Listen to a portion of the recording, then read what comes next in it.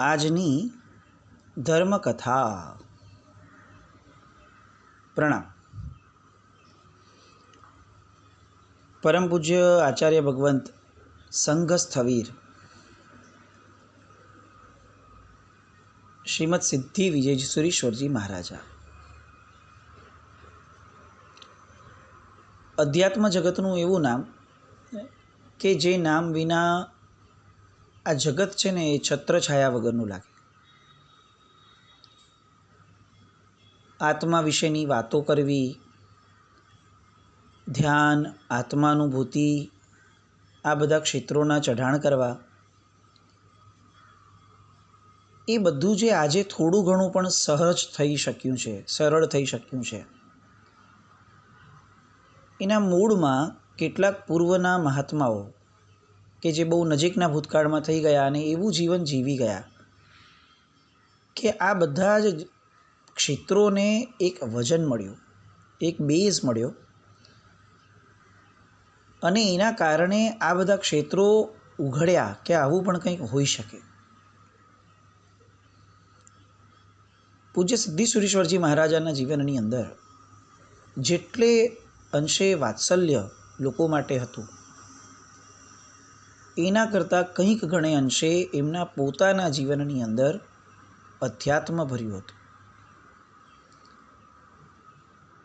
સાહેબના જીવનની અંદર દરેક જગ્યાએ પોતાની જાત માટેનો નિશ્ચય અને જગત માટેનો વ્યવહાર એનું સૂક્ષ્મતમ પાલન દેખાય. પૂજ્યશ્રીના જીવનની અંદર મૈત્રી ભાવ કે જેને મોક્ષ માર્ગનો પાયો ગણ્યો છે, અનિવાર્ય પાયો ગણ્યો છે, એ મૈત્રી ભાવ અકાટ્ય હતો, અમાપ હતો. પૂજ્યશ્રીના જીવનના એટલા બધા ગુણો કે જે ગુણોનું વર્ણન કરવા જઈએ તો આપણને કદાચ આપણી વાચા અધૂરી જ લાગશે. અને કેટલાય એવા પ્રસંગો કે જે પ્રસંગોને છણાવટ કરવા બેસીએ તો દિવસોના દિવસો આપણને એવું લાગે કે આપણે જાણે એમનું ગુણ કીર્તન કરતા જ રહીએ. એ સમયના અનેક મહાપુરુષોની અંદર એક આ એવું મોખરે નામ હતું કે જેમની માટેના અનુભવો એમની હયાતીમાં તો જેટલા લોકોના હતા એટલા હતા જ, પરંતુ એમના ગયા પછીથી પણ અઢળક પ્રસંગો આજની તારીખમાં પણ આપણને મળે. એમાં કારણભૂત તત્વ પૂજ્યશ્રીની પવિત્રતા પણ ગણી શકાય. એમનો એક વિશિષ્ટ ગુણ હતો કે સાહેબ બહુ ચુસ્ત રીતે સમય પાલનના આગ્રહી હતા એવું નહીં, સમય પાલનમાં દ્રઢ હતા. એ એટલા બધા નિયમિત હતા કે કદાચ આપણે એવું કહીએ કે સાહેબે સમય ઉપર પોતાનું આધિપત્ય મેળવી લીધું હતું તો પણ એ બહુ વધારે પડતું નહીં જ ગણાય. એમના જીવનની અંદર રાત્રિના સમયે બહુ અલ્પ નિદ્રા હતી.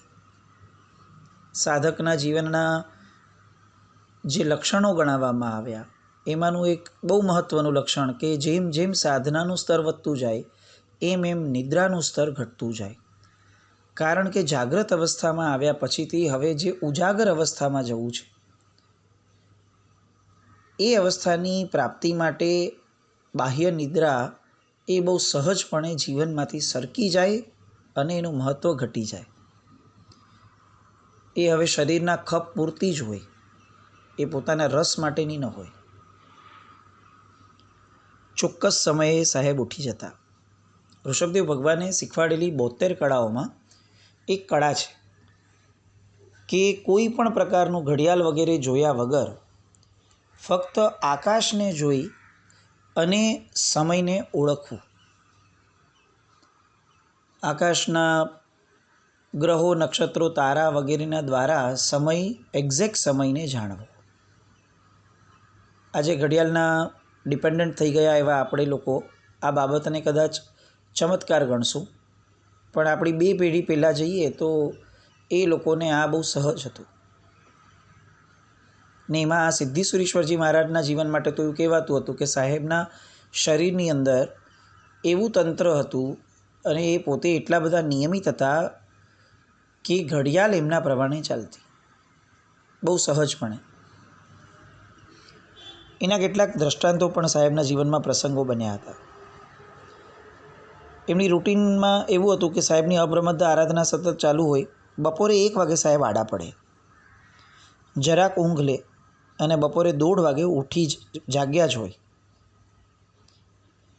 આ બાબત એટલી બધી એમના જીવનમાં નિયમિત થઈ ગઈ કે પછી હવે સાહેબ આડા પડ્યા એ પછીથી જ્યારે જાગે ત્યારે 1:30 જ વાગ્યા હોય. તમારે ઘડિયાળ સરખી કરવી પડે પણ સાહેબ 1:30 વાગે જાગી જાય. અને પાછું કોઈને પૂછે નહીં કે કેટલા વાગ્યા છે તો હું જાગું, પણ એ exact precise minute to minute સાહેબ એ રીતે જ જાગે કે એ જાગ્યા હોય ત્યારે 1:30 વાગેલા હોય. એકવાર એક મુનિ ભગવંતને જરાક આવી રીતે સરળ સ્વભાવ અને વાત્સલ્યના વારિધી એટલે નાના મહાત્માઓને બહુ સહજપણે એમની સાથેના વ્યવહારની અંદર ઈઝ હોય. એટલે એમને એકવાર આવું થયું કે એ આડા પડ્યા ને એટલે તરત જ એમણે જે ઘડિયાળ હતી એ ઘડિયાળને આગળ કરી નાખી. અને બાપજી મહારાજ જ્યારે જાગ્યા એટલે એમણે કહ્યું કે સાહેબ આજે આપ ચૂકી ગયા, આપનો નિત્યક્રમ જે હતો એ ક્રમ આજે તો બદલાઈ ગયો સાહેબ, આજે આપણે ઘણું સૂતા. બાપજી મહારાજ કેવું બને નહીં કે જુઓ સાહેબ 2 વાગી ગયા. એ એટલો બધો કોન્ફિડન્સ સાહેબના જીવનમાં કે એમણે બહુ નોર્મલી કીધું કે 1:30 જ વાગ્યા હોય, 2 ના વાગ્યા હોય. અને મહાત્માએ ઘડિયાળ બતાવી, જુઓ ને સાહેબ 2 વાગ્યા છે. અને 2-4 મહાત્માઓને કહીને રાખ્યું હતું કે આજે આપણે આવું બધું કરવું છે ગમ્મત. એટલે એમણે 2-4 મહાત્માને પણ બોલાવી લીધા કે જુઓ સાહેબ આ લોકોને પૂછી જુઓ કેટલા વાગ્યા. એટલે મહાત્માઓએ કીધું સાહેબ 2 વાગી ગયા, જુઓ ઘડિયાળમાં દેખાય તો છે. બાપજી મહારાજે કીધું કે આવું બને જ નહીં, એક કામ કરો મારું પાકીટ લાવો. લોકોએ આનાકાની કરી મહાત્માઓએ કે સાહેબ પણ અમે આટલા બધા બોલીએ છીએ એનું શું? તો કે નહીં નહીં મારું પાકીટ મને આપો. સાહેબનું પાકીટ આવ્યું, એમાંથી ઘડિયાળ નીકળી અને જોયું એટલે એક્ઝેક્ટ 1:30 વાગ્યા હતા. બાપજી મહારાજે કીધું કે ચોક્કસ તમારામાંથી કોઈ કે આ ઘડિયાળને આગળ કરી મૂકી છે, હવે બોલો કોણે કરી છે? અને તરત જ મુનિ ભગવંતે બાપજી મહારાજના પગે પડીને કીધું કે સાહેબ મારી ભૂલ છે, મેં કરી છે, પણ મને આવું મન થયું કે હું જરા ચકાસું. અને ત્યારે બાપજી મહારાજે બહુ હાસ્યપૂર્વક એમને કીધું કે મને ચકાસી લીધો ને. અને પછી બહુ સરસ મજાની એક વાત કરી કે જુઓ આમાં મારી કોઈ વિશેષતા નથી. આપણા દરેકના શરીરની અંદર કુદરતે જ એક ઘડિયાળ મૂકેલી છે કે જેનો ક્રમ બહુ ફિક્સ છે. એ આપણી જેમ આળસુ નથી, એ ફિક્સ ક્રમમાં વધે આગળ. આપણે ફક્ત કુદરતને આધીન થઈને રહીએ અને કુદરત જ્યારે જે કરાવે એ કરવાનું આપણે જો નક્કી કરી લઈએ તો પછી એ ઘડિયાળ ક્યારેય પણ નિષ્ફળ ન જાય. બહારની ઘડિયાળોએ આપણી ઘડિયાળ અંદરની ઘડિયાળ પ્રમાણે ચાલવું પડે. મહાત્માએ કીધું પણ સાહેબ વાત સાચી છે, આવું થાય કેવી રીતે? આપ કહો છો એ બધી વાત સાચી છે, આવું અમને ખ્યાલમાં પણ છે કે શરીરની અંદર દરેક વસ્તુઓનો ક્રમ ફિક્સ છે. પાચન ક્યારે થશે, એ પાચનની પ્રક્રિયા કેટલા વાગે રાત્રે શરૂ થશે, બધું ફિક્સ છે, વાત સાચી છે. પણ સાહેબ આટલું પ્રિસાઇઝ કઈ રીતે? તો એમણે બહુ સરસ કીધેલું જવાબ કે તમે છે ને કોઈ પણ પશુ હોય ને એ તિર્યંચને તમે ક્યારે પણ કોઈ એક વસ્તુ એની બાજુમાં જઈ અથવા તમારે ત્યાં બોલાવીને એને આપો. આવું તમે સળંગ 6-7 દિવસ કરો. 8મે-9મે દિવસે તમને એવું ખ્યાલમાં આવશે કે તમે જે એક્ઝેક્ટ સમયે આપ્યું હતું ને, સમજો 1:35 એને તમે આપ્યું હતું કોઈ એક વસ્તુ ખાવા માટેનું, તો 8મે-9મે દિવસે એ એક્ઝેક્ટ 1:35 તમારી આગળ આવી અને ઊભી રહેશે. એ ગાય હશે કે કોઈ બી હશે. આપણને એવું લાગે કે આ એની આગળ ઘડિયાળ એને જોતાં કેવી રીતે આવડી હશે? પણ એને બહારની ઘડિયાળની જરૂરત જ નથી. વાત સાચી લાગી. બધા મહાત્માઓએ પણ કીધું કે સાહેબ આપની વાત તદ્દન સાચી છે કે આવું થઈ શકે છે અને થાય બી છે. અને ત્યારે સાહેબે કીધેલું ચૈતન્ય શક્તિની તાકાત એટલી મોટી છે કે ભૌતિક શક્તિઓ એની સામે હંમેશા વામણી જ રહેશે. બસ મનુષ્યએ સિલેક્ટ કરવાની છે કે મારે ભૌતિક શક્તિના વહેણમાં જવું છે કે ચૈતન્ય શક્તિના. આમ સાહેબના જીવનના નાના નાના પ્રસંગો પણ આપણને એક અદ્ભુત ઉઘાડ અને ચેતના, પરમ ચેતના તરફની જે ગતિ હોય એ બધી ગતિઓમાં સાહેબ જે સહજ રીતે અને સરળ રીતે વહી રહ્યા હતા એ આપણને સમજાય. સાધક માટે એવું કહેવાય કે સાધક એ છે કે જે એને મળેલી કોઈ પણ પરિસ્થિતિ અન્યથા થાય, આના સિવાયનું કંઈક થાય એવો એક વિકલ્પ પણ ન કરે. એને જે મળ્યું એને સહજતાથી સ્વીકારે. બાપજી મહારાજનું આખું જીવન લગભગ આવું જ ગયું. ક્યારેય પણ એમના જીવનમાં, દીક્ષા જીવનમાં કોઈ પણ વસ્તુઓનો આગ્રહ નહીં. નિયમિતતા ચોક્કસપણે, પણ આગ્રહ નહીં. એકવાર એવો પ્રસંગ થયો કે પૂજ્યશ્રીની એક રૂટીન ઓલી હતી કે 1:30 વાગે જાગે સાહેબ. એ પછીથી સાહેબ થોડો સ્વાધ્યાય વગેરે કરીને પછી પાછો કાવસગ્ગ કરે. વગર ઘડિયાળમાં જોઈએ, ફિક્સ જ સમજી લેવાનું કે સાહેબ આટલા વાગે કાવસગ કરે એટલે આટલા વાગે કરે જ. પછી એ ઘડિયાળ ન જોઈએ કે આટલા વાગ્યા તો હું કાવસગ કરું, એમ નહીં. અને એકવાર એવું થયું કે કોઈક એક બહેન આવ્યા હશે અને એમણે કેટલાક પોતાના ઘરના એવા પ્રસંગો કહેવાનું શરૂ કર્યું કે જે પ્રસંગો બહુ કરુણ હતા. સાહેબ આમાં શું કરી શકશે એનો વિચાર કદાચ એ બેને પણ નહીં કર્યો હોય, પણ મારે બોલી અને ખાલી થવું છે અને બાપજીને એકવાર હું કહી દઉં એટલે મારા મગજમાં શાંતિ થઈ જાય. આવું એક સમર્પણ. અને આવું સમર્પણ લગભગ એ સમયે રાજનગરના તમામ લોકોમાં હતું. કારણ કે વિદ્યાશાળા એ એક એવું એડ્રેસ હતું કે જે એડ્રેસ ઉપર માણસ ખાલી થઈ જાય અને ભરાઈને જાય. ખાલી પોતાની કલ્પનાઓ અને વિકલ્પોથી થાય અને ભરાઈને જાય એક સહજ અને સરસ મજાની હૂંફથી. અને એ બેન એ દિવસે બેઠા. બાપજીનો સમય થતો હતો. બીજા બધા શિષ્યોને ચિંતા થવા લાગી કે આ બેન હવે જાય તો સારું, બાપજીનું રૂટીન ડિસ્ટર્બ થશે. અને ડિસ્ટર્બ થવા જેવો સમય થઈ બી ગયો. લોકો આવ્યા અને એમણે બેનને કીધું પણ, ઇશારો પણ કર્યો. બેન નહીં સમજ્યા. એમણે બાપજીને કીધું, સાહેબ આપનો કાવસગનો સમય થયો છે. અને બાપજીએ એમને કીધું કે મારો કાવસગ ચાલી રહ્યો છે. બધા શિષ્યો આશ્ચર્યચકિત કે આ શું બોલ્યા સાહેબ. એ બેન ગયા. એ પછીથી સાહેબની આગળ ફરીથી વીંટળાઈને બેઠા અને કીધું કે સાહેબ આપ જે બોલ્યા એનો થોડો ફોડ પાડો.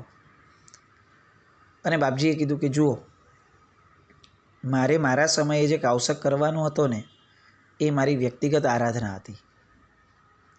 અને એ મૌનપણે અંદરમાં ચાલે ને તો કશો જ વાંધો ન હતો. આ શ્રાવિકા જે પધાર્યા હતા એ શ્રાવિકા જે પોતાની વાતો કરી રહ્યા હતા એમને કાન આપવા, એમને હૂંફ આપી અને પરમાત્માના શાસનના એક અંગ તરીકે એમને કેટલીક વસ્તુઓની સમજણ આપવી એ આચાર્ય તરીકેની મારી ફરજ હતી. એ ફરજમાંથી પણ પાછું ફરવું એ શક્ય ન હતું.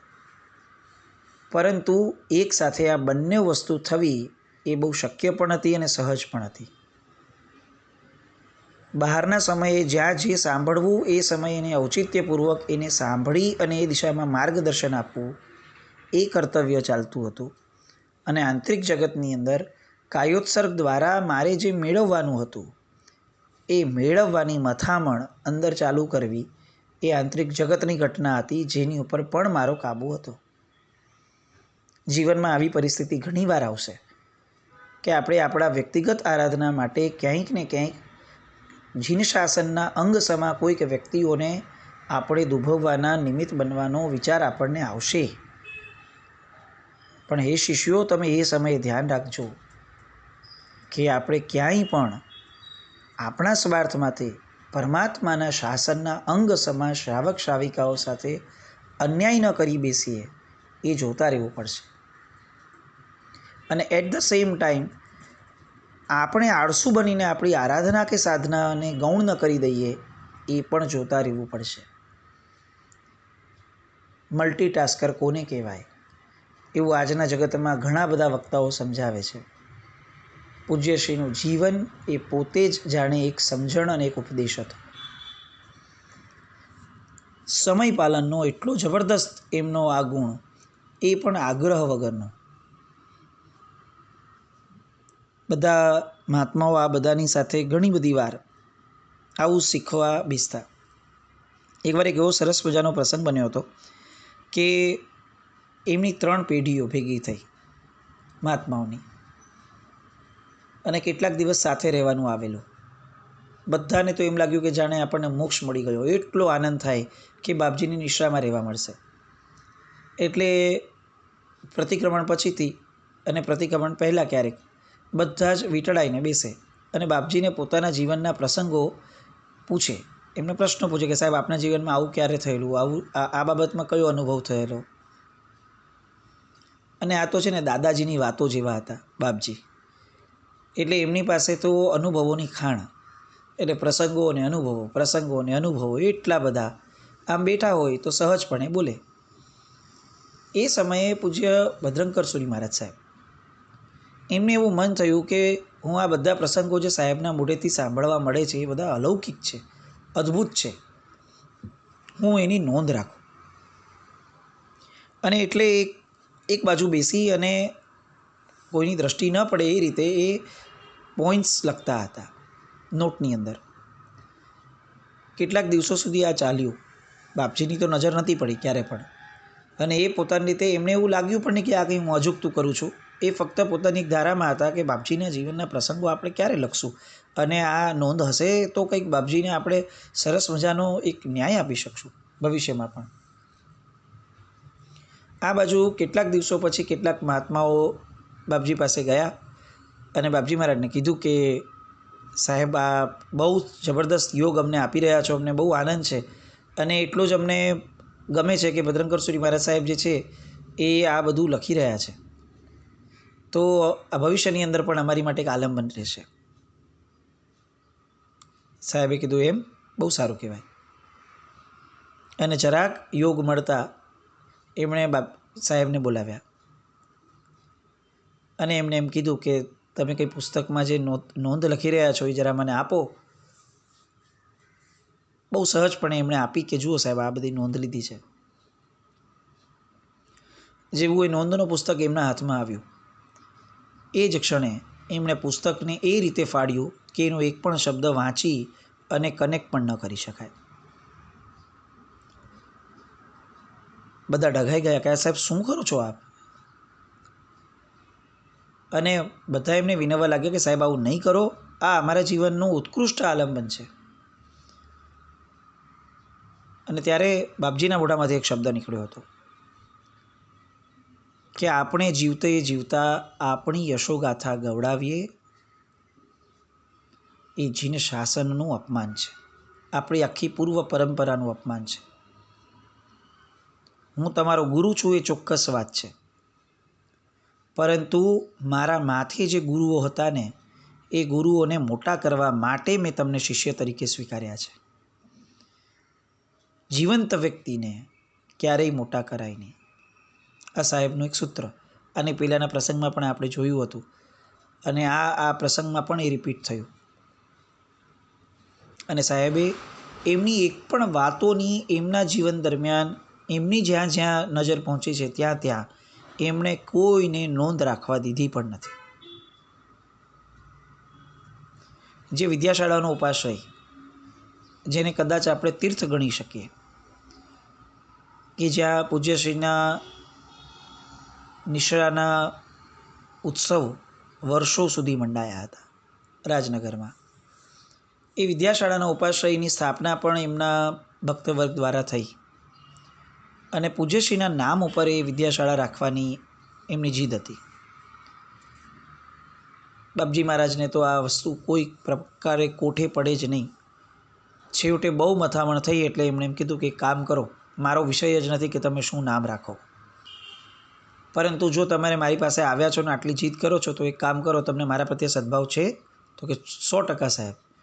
તો કે હું જે કહું એ કરશો? તો કે એવું નહીં સાહેબ, તમે પછી અમને બાંધી લો એવી રીતે નહીં ચાલે. શ્રાવકોએ કીધું. તો કે તમને એવું નથી લાગતું કે હું તમારો ઉપકારી છું અને તમને મારા પ્રત્યે આટલું બધું માન હોય, તો અગર હું મારા ઉપકારીને ભૂલી જાઉં તો હું કૃતજ્ઞ નહીં બની જાઉં? તમને મારી ચિંતા નથી ગુરુ તરીકે? શ્રાવકો પાસે જવાબ ન હતો. એટલે એમણે એમ કીધું કે જુઓ, તમને મારું નામ રાખવાનું મન થાય ને એમાં મને કોઈ વાંધો નથી, પણ મારા ઉપકારીનું નામ ન રખાવું અને મારું નામ રખાવું એમાં મને કેટલો વાંધો લાગે. આ મારો ગુણ છે, મને શોભે? અને આવી રીતે બહુ પ્રેમથી વાત્સલ્યથી એમણે એ લોકોને કીધું કે આનું નામ તમારે જો મને પૂછીને રાખવું હોય તો ચોક્કસ રાખો, મારી ના નથી, પણ સુબાજી રવચંદજીના નામ પર રાખો, કે જેમના કારણે બાળપણની અંદર મને વિદ્યા અભ્યાસની કેટલીક તકો મળી અને એ તક મળવાના કારણે મારા જીવનમાં ઉત્થાનની શુભ શરૂઆત થઈ. અને એમણે એ જ નામ રખાવ્યું. નિસ્પૃહતાના મૂર્ધન્ય કહી શકાય એવા પૂજ્યશ્રી, નિયમિતતાના ચોક્કસપણે દ્રઢ પાલક કહી શકાય એવા પૂજ્યશ્રી, વાત્સલ્ય, શિષ્યો સાથેનો વ્યવહાર, એક બાપ તરીકે એટલા બધા કોમળ અને એટલા જ પાછા કડક, આ જે આખી ભીમ અને કાંત ગુણની ધારા કે જે આચાર્યનું લક્ષણ કીધું છે એની અંદર અત્યંત પાવરધા એવા પૂજ્યશ્રી. આવા બીજા અનેક ગુણો, એનું સંકીર્તન આપણે આગળ ને આગળ કરતા જ રહીએ, એટલું સુંદર મજાના જીવનને આપણે સંવેદીએ.